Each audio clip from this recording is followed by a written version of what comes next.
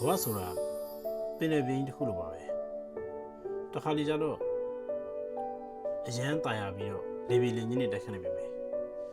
တခါကြလဲပြုံးဆိုပြီးတော့ရုပ်ရည်ကြီးလှိုင်းကြီးအကြီးတွေတက်ခတ်ပြီးတော့အရန်ကြောက်မက်ဖွယ်ကောင်းလာပါတယ်ကျွန်တော်တို့တွေကအဲ့ဒီပင်လယ်ပြင်ထဲမှာကူးခတ်နေတဲ့လူတွေဖြစ်ကြတယ်ခုနပြောတဲ့တာယာလှပတဲ့အချိန်ကြီးကြတော့ပျော်ရွှင်လိုက်ကြည်ညိုလိုက်ဖြစ်နေကြပြီးတော့တခါလေကျတော့ခုနကလှိုင်းလုံးကြီးတွေကျုံရတဲ့ခါမှာတော့ကျွန်တော်တို့ကကြောက်ရွံ့လိုက်ဝမ်းနေလိုက်ပူဆွေးလိုက်နေလောကဓာတ်ရဲ့ရက်ချက်နေကြတယ်မှာကျွန်တော်တို့ကကောင်းတလဲဆိုးတလဲကြုံတွေ့နေကြရတယ်အဲ့တော့ရှိလူကြီးတွေကတော့လောကဓာတ်ရှိပါလို့ခေါ်ကြတယ်အဲ့ဒါဘာသာရေးစကားလုံးတက်မဟုတ်ပါဘူးကျွန်တော်တို့ဘဝမှာတလဲစီကြုံတွေ့ရမယ့်အရာတွေဖြစ်ပါတယ်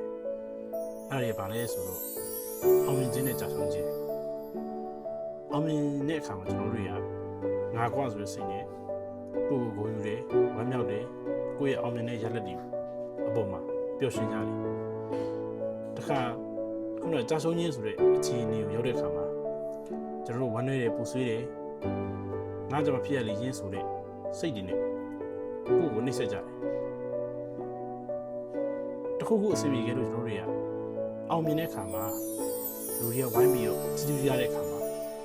ပျော်ရွှင်တယ်ကြည်ညိုတယ်ဂုဏ်ယူတယ်ကဲ့ရဲ့ခံရတဲ့အခါမှာကျွန်တော်တို့တွေကငါ့ကိုပြောကြတယ်လူတွေကမတရားဘူးလူတွေကခုနလိုမဟုတ်ကြတော့ဘူးလူတွေကစိတ်မမှန်ကြတော့ဘူးဆိုပြီးတော့လူတွေကိုအပြစ်တင်တယ်နောက်ပြီးတော့ကိုယ်စိတ်ကိုပြန်ပြီးတော့နှိမ့်ဆက်တယ်ဒီတော့ကျွန်တော်တို့ဒီလောကဓာတ်ကိုဘယ်လိုရင်ဆိုင်ကြမလဲ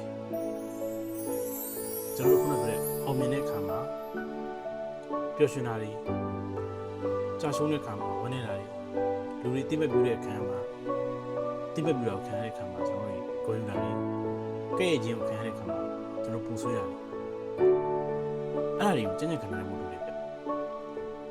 ဥပမာတောင်ကြီးတစ်လုံးကိုကြည့်လိုက်ဗျာတောင်တိုင်းတစ်ခုကလေပြေလေညင်းနဲ့တက်ခဲ့တဲ့အခါမှာလေသူမတော့မုံတိုင်းကြီးတက်ခလာတဲ့အခါမှာလေသူကျဉ်းကျဉ်းခံနိုင်တယ်ကျွန်တော်တို့ရတယ်လောကဓာတ်အဲ့လိုမျိုးရင်ဆိုင်ရမယ်ဗျဘောမှာလောကဓာတ်ကိုရင်ဆိုင်နေရတာမိတ်ဆွေတယောက်လည်းမဟုတ်ကျွန်တော်တယောက်လည်းမဟုတ်လူတိုင်းရင်ဆိုင်နေကြရတာအဲ့တော့လောကဓာတ်ဆိုတာသူ့ကိုသွားပြီးတက်ခိုက်လို့လည်းမရဘူးဘာဖြစ်လို့လဲဆိုတော့သူက